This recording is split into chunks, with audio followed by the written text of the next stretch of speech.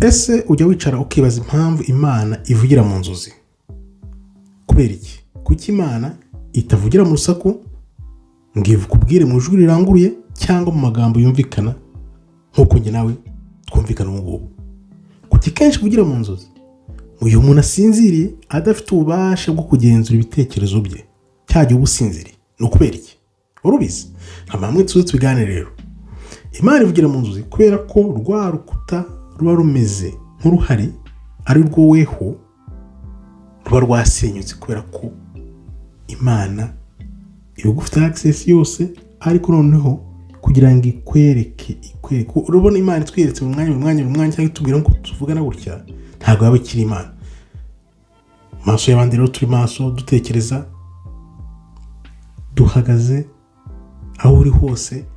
Imana burya iba iri kumwe nawe, hari rya jwi rikurimo ikubwiza, ariko burya mu nzozi ruriya ruba ari urukundo rukumara ubwoba kugira ngo ugire icyerekezo Imana ibikwereka muri ziriya nzozi. Iyo yitwereka byose, Imana ntabwo ihagarara mu rusaku rw'ubwibone bwacu igihe cyane cyane ari ku manywa ngihita izikubwire ngo dore baba ndavuga ngo Imana yambwiye si baba babivanye, ahubwo ikubwirira hamwe umutima wawe uba wacecetse, uri bucece nta rusaku. Kuki rero ibi bintu bifite akamaro?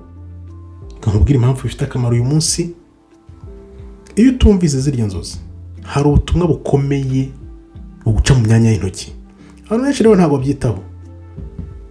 Hari video nagize gukora nkubwira nti cya gihe uzarebe iyo uri kurota, iyo urose nko mu ijoro, ugomba guhita ubyandika, cyangwa se no mu gitondo ugiye kubyuka ukumva za nzozi ziragarutse, hita ubyandika. Uzarebe iyo utabyanditse bihita bigucika nyine biragenda.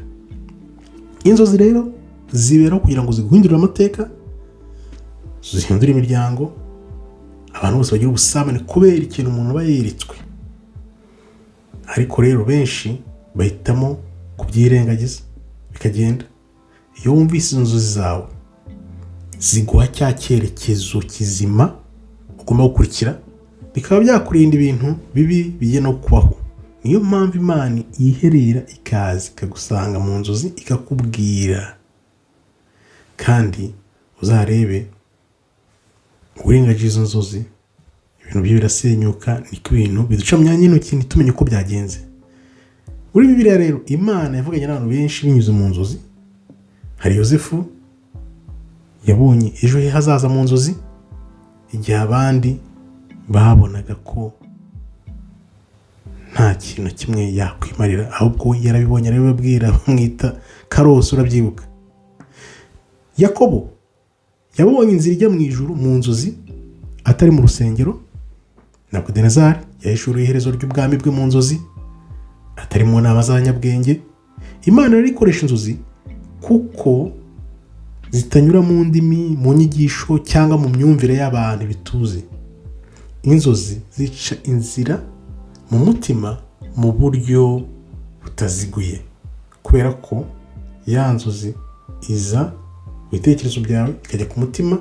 Ni ururimi Imana ikoresha kugira ngo urwumve rugufashe gufata icyerekezo gifatika. Dore rero aho benshi batabibonera ni ahangaha. Reka wumve impamvu benshi abantu batabibona. Abantu benshi bategereza ko inzozi ari ibintu bisanzwe, ubwonko ari ibintu biba bwiyumvira. Niyo mpamvu uzarebe tutabyitaho, benshi ntabwo tubyitaho. Uzarebe ziriya nzozi ugira uramutse uzitseho, ibintu byahinduka.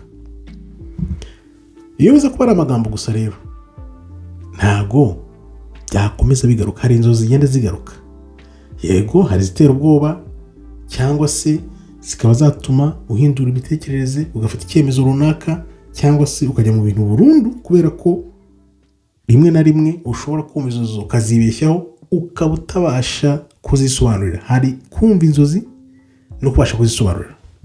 Imana rero ikoresha inzozi ko ku manywa tuba dufite byinshi turimo twigenzura, tumeze nk'aho tuba twihagije kubera ko tuba turi maso nyine. Mu nzozi nta mwanya wo kwigira indakoreka tuba dufite. Niyo mpamvu rero Imana idusura muri buryo bw'inzozi dusinziriye, kuko ku manywa n'umutima wacu ntabwo tuwumvira. Tuhakana n'ukuri tukubona ku manywa umuntu ashobora kuza akakubwira ati dore ukuri nuko nguko ukaguhakana. Impamvu rero Imana iza mu nzozi kugira ngo bwa bwirare bwawe n'ubwibone ntibuhure n'inzozi. Niho Imana ivugira atari mu gutumira cyangwa inyuze ku bandi bantu, ahubwo kugira ngo iguhishurire. Abatinya inzozi rero ni abatinya kumenya ukuri ku buzima bwabo. Burya iyo utinya inzozi cyangwa se ntubyandike, narakubwiye ni urose mu ijoro ukagira utwaro ukabyuka ukabyandika, cyangwa se ugiye kubyuka mu gitondo burya aya masaha ya 10 nabwo zirongera zagaruka uhita ahubwo wiryamira none agatuze kagutwara ntubyandike. Buryo ugerageje ukajya ubyandika byose byakoreka. Reka turebe rero, Imana ntivuga mu nzozi kugira ngo igutere ubwoba, ahubwo ibigira ngo ikuyobore, kugira ngo ikuburire, igutegure. Iyo Imana ashaka kuvugisha byihuse niyo mpamvu iza mu nzozi. Burya baba ari ubutumwa Imana iba ifite bwawe kugira ngo bukuyobore, inakuburire, igutegure, noneho Imana ikuburire, ikuvugisha byihuse. Ikibazo ntabwo ari uko Imana ivuga inyuze mu nzozi, ahubwo dore ikibazo nakubaza, urabyumva weho inzozi? Iyo ugize inzozi wumva icyo zisobanuye cyangwa se urikomereza? Kenshi turikomereza. Reba ngaho mbwira nk'inzozi wagize mu cyumweru gishize cyangwa mu kwezi gushize, ni zingahe wanditse, ni zingahe wibuka? Twese ahangaha nzira ngira ngo biradutsinda. Dore ikibazo, ese hari inzozi wigeze kugira ukabona zifite icyo ashaka kukubwira gifite umumaro, ariko ibyo bintu bikaba byaraguciye mu myanya y'intoki? Iyo ubitekereje ubasha kugarura izo nzozi cyangwa byaragiye nka nyombera? Ibaze nawe, kuva uyu munsi ufashe izihe ngamba nugira inzozi uzajya ubigenza? Kuko ubuzima twibeshya ko ari uyu mubiri tubona gusa n'ibintu tubona tukarebera mu bintu, ahubwo twebwe tukamera nk'aho twikumiriye, kandi atari uyu mubiri gusa tubesheho, tugomba kubona ko ubw'umwuka, kandi ibyo by'umwuka bijyana n'izo nzozi. Izo nzozi ziba zitwereka ukuntu twaba hano muri uno buzima, ariko tukabyirengagiza, nyuma bikazatugiraho ingaruka tugataka ngo ye baba. Turebere isomo twavana muri ibintu kugira ngo kuva uyu munsi noneho tujye tubyitwararikamo. Imana ihora ivugana n'abantu, ariko siko twese twumva, siko abantu bose bumva. Inzozi rero akaba ari rumwe mu rurimi rutagira imbibi z'umuco cyangwa n'indimi nk'uko abantu babizi. Urwo ni ururimi Imana ikoresha buri wese ashobora kumva iyo umaze kubimenyera. nk'ubu ukaba ubimenye ukavuga ati ubutaha ningira inzozi nzagerageza byibuze nandike nk'imwe ndebe uko isobanuye. Iyo rero wumvise inzozi ubona ibintu imbere y'igihe cyangwa se icyerekezo cyawe kikamera neza, wazirengagiza. Niyo rero Imana iguhaye n'ibimenyetso ntibigire icyo bikubwira, ibintu byose biragupfana. Ubwenge ntabwo ari ugusinzira, ahubwo ni ukumva icyo wasinziriye wumvise, arizo za nzozi. Imana ivugira mu nzozi kuko umutima uri bucece utuje ari bwo igusura ikakuganiriza mu nzozi kugira ngo uguhe icyerekezo, ikuyobore, ikuburire, inagutegure. Kumenya gusobanukira inzozi rero ni ukumenya kuyoborwa n'Uwiteka Imana yaguhanze. Uramutse umenye gusobanukirwa inzozi ukazandika ukamenya ibisobanuro byazo, waba ugize kuyoborwa n'Uwiteka. Reka mbigusubiriremo, uramutse usobanukiwe zirya nzozi Imana iguha iyo usinziriye, waba umenye uko Imana ishaka kubaho, kujya mu nzira zayo. Reka nkwereke, ibi bintu birashoboka, dushobora kubyiyemeza. Hari rya jwi turimo tugendana naryo ku manywa, waryumva ugahita ukora icyo rikubwiye ku nshuro ya mbere. Uzi ko tugira imitima ibiri, umutima ukabwira no, undi ukabwira nyamara komeza ukurikira iryo jwi.